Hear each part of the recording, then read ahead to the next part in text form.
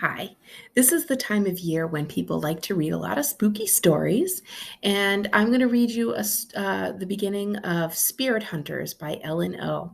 And I had the great fortune to see this author speak at a conference at one point, and I got to meet her, and she actually signed this copy of our book. It says Colchester Middle School Boo, and signed by her. So she is a really awesome person, really awesome speaker, and she was instrumental in the We Need Diverse Books movement, which is a group of authors that got together and founded this group probably about 15 years ago or so was the beginning of it, between 10 and 15 years ago, because there really weren't a lot of authors writing books who were people of color and who were people of sort of different ethnicities besides white people. So they really started pushing for this in publishing, and they have made great strides. And now we have a lot more diverse and wonderful stories because of it. So it's thank you, Ellen O, and the other folks who have been involved in that movement for making this, for beginning this change that has now snowballed and become a much better thing for our whole publishing industry. So this one is Spirit Hunters. This is a first in a series, by the way. Chapter 1, A New Friend. Day 1, Monday morning. Harper, come quick. Harper Rain looked up from unpacking her books to see her 4-year-old brother Michael in her doorway. He could hardly stand still, hopping on one leg and then the other. She wiped the sweat beading on her forehead and fanned herself with the book she was holding. Little dude, the bathroom's across the hall, Harper said, turning back to fill her bookshelves. I don't have to pee. I just want you to come to my room. Hurry up, Michael said. He ran in and grabbed her by the hand, trying to pull her onto her feet. Deliberately making herself heavy, Harper slumped down and placed a little of her weight on his shoulders. All this unpacking and moving is exhausting, she said. Maybe you should carry me on your back. Okay, Harper, I'll help you, he said, his little feet sliding around on the wooden floors. With a loud grunt, her brother pulled harder, trying to move them as quickly as he could. After a long moment, Harper smothered a smile and relented. She straightened up with a big stretch. That helped a lot. Thanks, buddy. He grabbed her by the hand again. Let's go. The hallway was even hotter than her room, and Harper cursed their new but ancient house for the millionth time. There was a reason it had been abandoned for over 20 years. It was a wreck. When their parents had decided to relocate to Washington, D.C., they bought it because of its Gothic charm. Harper still couldn't figure out the charming part. 1 year of renovations and the house was still not ready, but it hadn't kept their parents from moving the whole family down from New York City in the height of summer. Michael seemed unaffected by the heat, rushing her down to the other end of the corridor. His room was the first that they'd unpacked, so there were no boxes. It was bright and airy, with 3 large windows that faced the front. Everything had been neatly organized and arranged by their mother and father. Harper was bummed that 12 was deemed old enough to unpack her own room. The only thing worse than unpacking was packing in the first place. As she stepped in, she couldn't help but notice how much cooler his room was. Puzzled, she sat on the edge of the bed, discomfited by the unnatural chill. What are you so excited about? She asked, ignoring the creepy crawly sensation that sent a shiver down her back. My new friend Billy, he said, pointing to the corner where his large toy chest sat. Harper gazed at the corner, and the hairs on the back of her neck began bristling. There was a sudden distortion in the air, and her vision blurred, and then nothing. She gave her brother a quizzical look. You can't see him? Michael looked crushed. He turned and stared at the toy chest again, and then nodded. Billy said you have to be special to see him. I guess you're not special, he said sadly. His words triggered a sudden memory. Harper was 5 years old, trying to introduce her best friend to her older sister, Kelly. I'm telling Mom that you're making stuff up. I'm not. She's right there. Why won't you believe me? There was a loud humming in her ears, and she could feel the beginnings of a migraine throbbing in her right temple. She took a deep breath and focused on her brother. But before she could speak, there was a knock on the door, and their mother, Una, appeared. Michael, you can't leave your toys out in the hallway, she said. Somebody could trip and hurt themselves on them. In her hands, she held a beat-up, old-fashioned red fire truck. It was completely made of metal and looked like an antique. The paint was dull red, chipped, and faded. On the side of the long wagon, it said City Fire Department in gold paint. There were 2 ladders on either side of the truck, with a pulley and a crank to hoist them up, and a little brass bell hanging from the front of its engine. But that's not my... Michael stopped short. Oh, that's Billy's. Who's Billy? He's my best friend, Michael said. He lives in the house.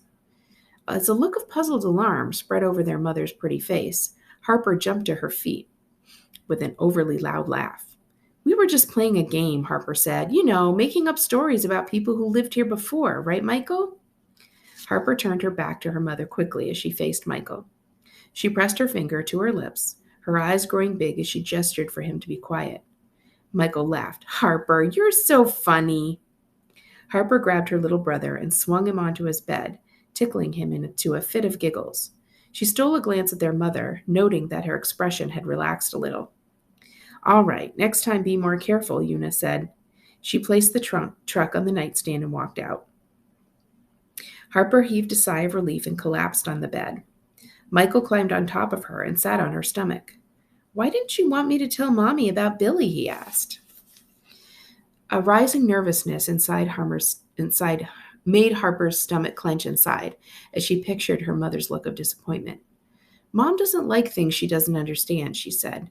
Because she can't see him either? Yeah, Harper said. From the corner of her eye, she thought she saw a movement. She looked around the room in confusion. Her head throbbed. That's okay, as long as I can see him, Michael said. He hopped off the bed. Reaching for his Lego box, Michael dumped all the contents on his carpet and sat down. Come on, Billy, let's play. Harper was walking over to the door when Michael stopped her. Hey, Harper, wait. Billy said, don't go up into the attic. Why? Michael shrugged. He just doesn't want anybody up there. Well, I don't think Mom and Dad plan on touching the attic for a while, Harper said. They're focused on fixing the central air conditioning and everything else that's wrong with this stupid house. The spotty air conditioning was their first priority. They'd only been in Washington, D.C. for 2 days, and they were already suffering from the heat and humidity. Yet, Harper found it odd that the old house was strangely cold in certain spots, like Michael's room. Michael stopped playing with his Lego toys and looked up at Harper with a serious expression. Billy doesn't like it when you call his house stupid, he said. Well, it's not his house, it's our house, she retorted. No, Harper, this is Billy's house. He's one of the people who lived here before us. The cold in the room deepened, causing goosebumps to spread all over her arms and back. Harper fumbled for the doorknob. She was desperate to get away. Back in her room, Harper felt warm and clammy, as if she were running a fever. She welcomed the heat that she'd been cursing only a few minutes earlier. At least it was normal. Her head still pounded, and she knew that if she didn't take something, the migraine would overwhelm her. She rifled through her bag and pulled out a little pill box that her mom refilled every day. All other medicines in the house were kept locked in the medicine cabinet. After swallowing some ibuprofen, Harper continued unpacking. While sorting her books onto her shelves, she came upon a small photo album. Her mother had given it to her as a memory book when they were packing to leave New York. Harper had barely glanced through it before, but now she sat down on her unmade bed and flipped it open. Each photo was methodically labeled with the date and Harper's age. It was typical of her mother, who was a corporate lawyer and notorious for her meticulousness. There were a few baby pictures, which Harper paged through. She smiled at seeing her 2-year-old self eating spaghetti for the first time, and a photo of her at 4 underneath the T-Rex exhibit at the Museum of Natural History. She was making a scary face at Kelly, her older sister, who stood there looking bored. Seeing those early pictures again, she felt like she was looking at a finished jigsaw puzzle that had one obvious missing piece. No matter how hard you stared at it, you couldn't help but be aware of the gaping hole in the middle. The trouble was, Harper couldn't just put her finger on what the missing piece was. And that wasn't all. Nothing had been the same since the accident. She just didn't feel like herself anymore. Harper turned the pages, trying to ignore her aching head. The more she thought about her missing memories, the worse she felt. All she knew were the facts, the ones that her parents relayed to her. Last fall, there was a fire at school. She was hospitalized and had a terrible accident, but she had no recollection of what had happened to her. In her photo book, she found a picture of herself lying in a hospital bed with 2 arm casts. Kelly was holding a cake in front of her, which Michael was trying to eat with his entire face. It was her 12th birthday, Halloween. In the picture, she was smiling, but her eyes looked haunted. Harper absently rubbed both her forearms. The cast had been removed 6 months ago, and the doctors had warned her of phantom pains in her injured areas. But she didn't have pain as much as the odd sensation that her casts were still on her arms. 2 badly fractured arms, a broken collarbone, several broken ribs, and no memory. Whatever had happened, Harper figured it must have been so bad that her mind had repressed the memories. Did she really want to remember them now? So check out Spirit Hunters in our library.